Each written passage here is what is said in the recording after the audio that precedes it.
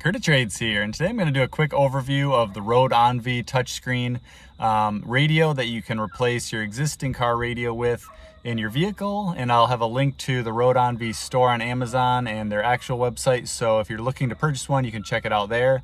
This is just going to be a quick overview of the features that are included in the radio and what it comes with out of the box and all the different things that you can hook up to it. So first of all, these come with a lot of things in the box. It's got all the installation steps for your specific vehicle and common things to look out for. It's fairly simple install.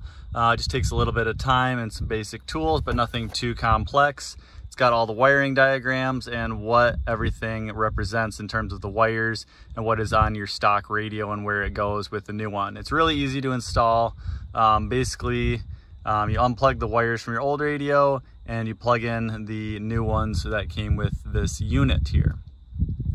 And pretty much the white connectors are the ones that connect back with the cables that came from your vehicle, and the black ones will connect to your new Roadanvi radio.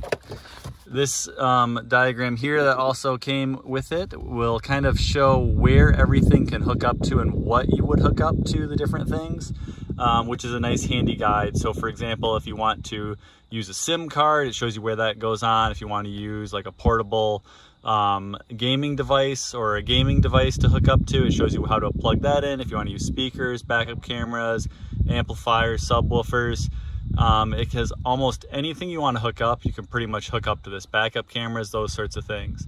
And this is a really awesome guide for that. It kind of goes over where the cables are. And all the cables that you see here do come with the radio, so it is very simple to use.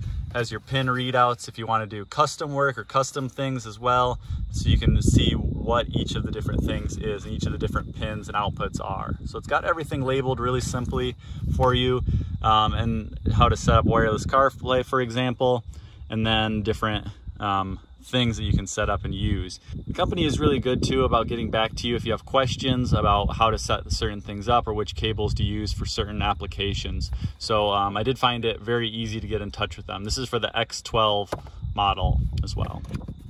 So this was everything that came in the box with it. Again, there's a lot of things here, and you don't necessarily need to use every single one of these. It depends on what you want to use when you hook it up. It does come with a very thick user manual if you want to look up how to specifically set things up and change settings, for example. So this is a very all-encompassing user manual. And then these are the different cables. You have your different wiring harnesses. One of them is for use if you have a backup camera, a factory backup camera. One is for if you want to use an aftermarket backup camera. It has AV cables, and for speaker cables, it has USB dongles if you want to use a wired USB cable, for example, for either charging or for connecting to CarPlay. It comes with a microphone, so you can use this mic and mount it up on your headliner, for example, to pick up your phone when you're using CarPlay or Android Auto. So the SIM card reader, if you want to hook up to a SIM card for your phone. It also comes with a GPS unit if you would like to use a GPS unit on your vehicle. And lots of different odds and ends for different things that you would like to set up. So it comes with pretty much anything you'd need for subwoofers, backup cameras, you name it, it has it. So once you install your Roadanvi thing, this is the main menu that you'll see. You can hook it up to Wi-Fi if you'd like to. It also does work with Bluetooth to your phone, and it does have a built-in GPS system. So if you don't want to use CarPlay or anything and you just want to use the inbuilt GPS, it will work right out of the box with GPS, and it will get the signal and it will load it up. I do not have the GPS connector connected, so it's not going to work right now, but it does work. It comes with Bluetooth music. If you just want to connect it directly to your phone and play off of here, you can do that. It has navigation built in, like I showed you earlier. It has phone link, so if you want to do Android Auto or CarPlay, click this. It will go through the different processes to set that up. It's very straightforward. You just connect to it through Bluetooth with your phone, and then it will link up and show your phone screen here. Really awesome feature. This is my favorite part about the whole thing.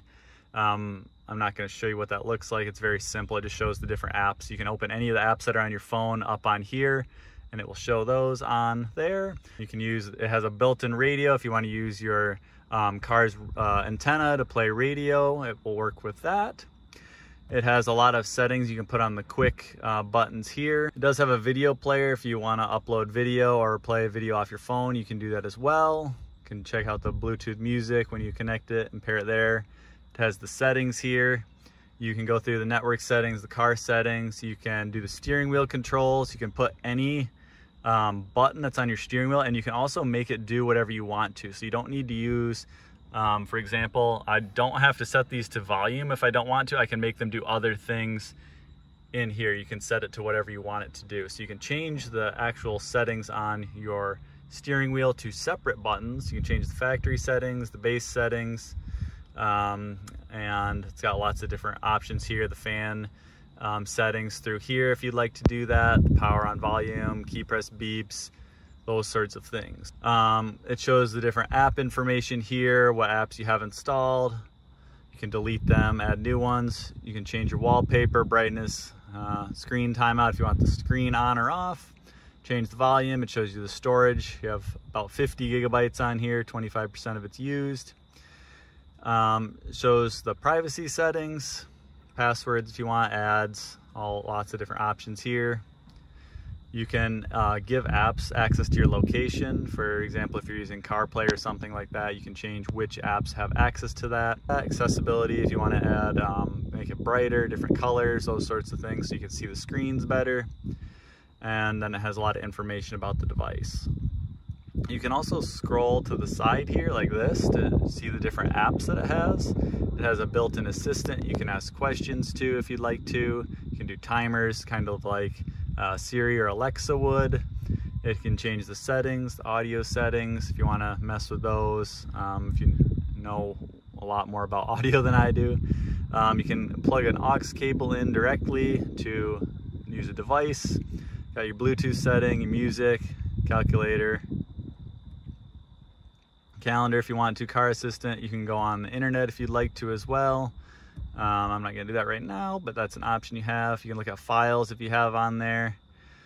You can look at pictures that are on your phone, those sorts of things, pictures that you upload to it, music. You can go to the Google Play Store, change all these settings. You can go on YouTube if you'd like to, test your GPS. You can upload a front camera if you'd like to, and if you attach a front camera to your car, it will display it when you click on the front camera. And any of these apps and widgets you can add to your favorite right here. This right now is showing ones that have been used recently, and you can add them there.